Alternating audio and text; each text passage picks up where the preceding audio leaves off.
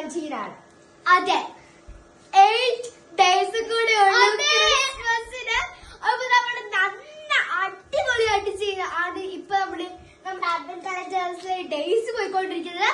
ഞാൻ ബിലീവ് ചെയ്യുന്നു നിങ്ങൾ ഞങ്ങളുടെ കൂടെ തന്നെ ഇതേ എനർജിയില്, ഇതേ പവറില്, ഇതേ ഡെഡിക്കേഷനോട് കൂടി ഇത് ചെയ്യുന്നുണ്ടെന്ന്. അപ്പൊ ഇന്ന് ഡേ 17 ആണ്. ആവി ഓൾറെഡി ഡേ 17 എടുത്തു. അപ്പൊ നമുക്ക് ഡേ 17 എന്താണെന്ന് നോക്കാം. സോ ഞാൻ പറയട്ടെ. Day 17 task tell a Christmas story to your siblings. ഞങ്ങൾ ഒരു പ്രാവശ്യം ഒരു ക്രിസ്മസ് സ്റ്റോറി ബുക്കിൽ വായിച്ചായിരുന്നു.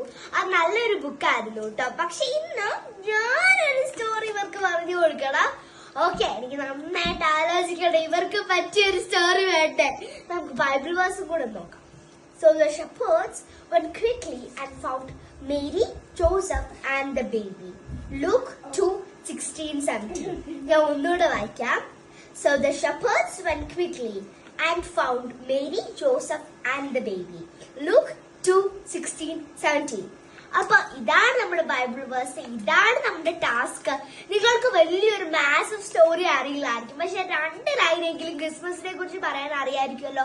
സിബ്ലിങ്സ് ഇല്ലെങ്കിൽ നിങ്ങൾക്ക് നിങ്ങളുടെ പാരന്റ്സിനോട് പറഞ്ഞു കൊടുക്കാം ഒരു നല്ല ക്രിസ്മസ് സ്റ്റോറി. അപ്പൊ ഞങ്ങളുടെ കൂടെ തന്നെ ഈ ടാസ്കും ഈ ബൈബിൾ വേഴ്സ് പഠിക്കണം. അതിന്റെ കൂടെ തന്നെ ഈ ടാസ്ക് ചെയ്യാൻ ഞങ്ങളുടെ കൂടെ വാ. ഓക്കെ, അപ്പൊ നമുക്കിനി ഒരു ക്രിസ്മസ് സ്റ്റോറി പറയാം. ഇന്ന് നമുക്ക് ഡേ 17 ആണ്. എന്റെ ടാസ്ക് ഇവർക്കൊരു ക്രിസ്മസ് മൂവി പറഞ്ഞു സ്റ്റോറി പറഞ്ഞു കൊടുക്കാനായിരുന്നു. അപ്പൊ ഞാൻ ആലോചിച്ചു എന്ത് സ്റ്റോറി ആയിരിക്കും ഞാൻ ഇവർക്ക് പറഞ്ഞു കൊടുക്കാൻ പറ്റുന്നത്. അപ്പൊ എനിക്ക് പെട്ടെന്ന് ഓർമ്മ വന്നൊരു കാര്യമാണ് നമ്മുടെ സാന്റാക്ലോസ്. ക്രിസ്മസ് എന്ന് പറഞ്ഞാൽ നമുക്ക് ചിമ്മിനിയിലൂടെ ഗിഫ്റ്റുകൾ കൊണ്ടുതരുന്ന ആ നമ്മുടെ സാന്റാക്ലോസിനെ അല്ലേ നമ്മൾ എല്ലാവരും ഇമാജിൻ ചെയ്യുന്നത്.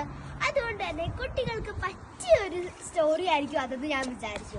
അതുകൊണ്ട് ഇന്ന് ഞാൻ ഇവർക്ക് പറഞ്ഞു കൊടുക്കാൻ പോകുന്നത് സാന്റാക്ലോസിന്റെ കഥയാണ്. അപ്പൊ നമുക്ക് തുടങ്ങിയാലോ. So let's get to the video. By.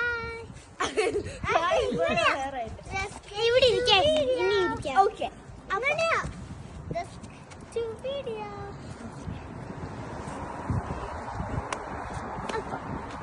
ഈ കഥ തുടങ്ങുന്നത് പണ്ട് ഒരു വില്ലേജിലാണ്. നിക്കോളാസ് എന്ന് പറഞ്ഞ ഒരാള് പണ്ട് ഒരു വില്ലേജ് താമസിച്ചുകൊണ്ടിരിക്കുകയായിരുന്നു. ഈ നിക്കോളാസിന് കുട്ടികളെ ഒത്തിരി ഇഷ്ടമായിരുന്നു. അതുപോലെ തന്നെ കുട്ടികൾക്ക് നിക്കോളാസിനെ എന്തിനാ ഇഷ്ടം എന്നറിയോ? നിക്കോളാസ് എല്ലാ പ്രാവശ്യവും ഈ കുട്ടികൾക്ക് ഗിഫ്റ്റുകൾ കൊണ്ട് കൊടുക്കുമായിരുന്നു. രാത്രിയില് അവര് പുറത്ത് കളിക്കുമ്പോ നിക്കോളാസ് അവർക്ക് ഗിഫ്റ്റുകൾ കൊണ്ട് കൊടുക്കും. അങ്ങനെ ക്രിസ്മസ് രാത്രിയായി. മഞ്ഞു പെയ്ത് വളരെ തണുപ്പുള്ള ഒരു രാത്രിയായിരുന്നു, ഇന്നത്തെ രാത്രിയെ പോലെ തന്നെ. അപ്പോൾ എനിക്കൊരു ക്വസ്റ്റ്യൻ ഉണ്ട്. നാട്ടില് മഞ്ഞ് പെയ്യില്ലല്ലോ? ഇല്ല, നാട്ടിൽ നടന്ന കാര്യമല്ലല്ലോ. അപ്പൊ ഒരു നല്ല മഞ്ഞ് പെയ്തൊരു രാത്രിയായിരുന്നു. കുട്ടികൾ ആരും പുറത്ത് കളിക്കുന്നില്ലായിരുന്നു. അപ്പോ നിക്കോളാസ് വിചാരിച്ചു എങ്ങനെ പിള്ളേർക്ക് വീട്ടിനകത്ത് കൊണ്ട് ഗിഫ്റ്റ് കൊടുക്കാന്ന്. അപ്പോ നിക്കോളാസിന് ഒരു ബ്രില്യന്റ് ഐഡിയ തോന്നി.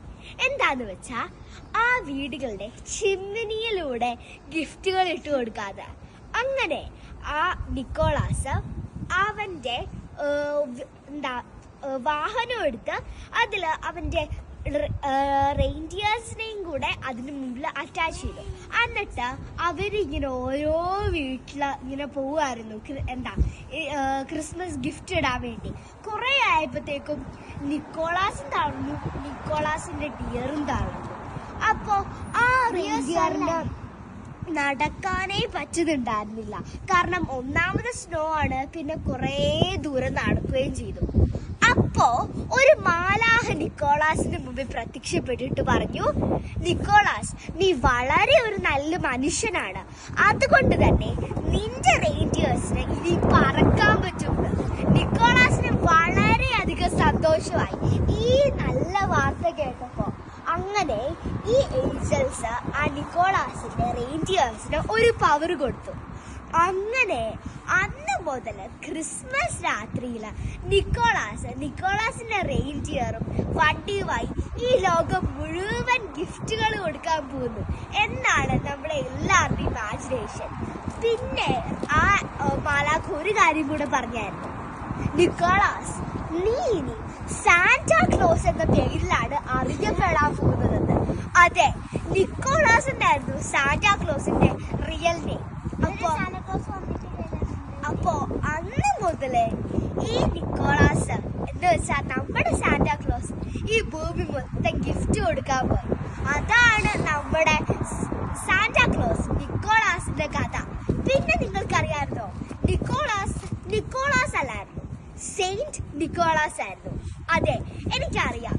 നിക്കോളാസ് ഒരു സെയിന്റ് ആവാൻ വളരെയധികം ആപ്റ്റ് ആയിട്ടുള്ള ഒരാൾ തന്നെയാണ്. അപ്പോ ഇതാണ് നമ്മുടെ സെയിന്റ് നിക്കോളാസ്, നമ്മുടെ സാന്റാക്ലോസിന്റെ കഥ. നിങ്ങൾക്ക് എല്ലാവർക്കും മനസ്സിലായോ സാന്റാക്ലോസിനെ കുറിച്ച്?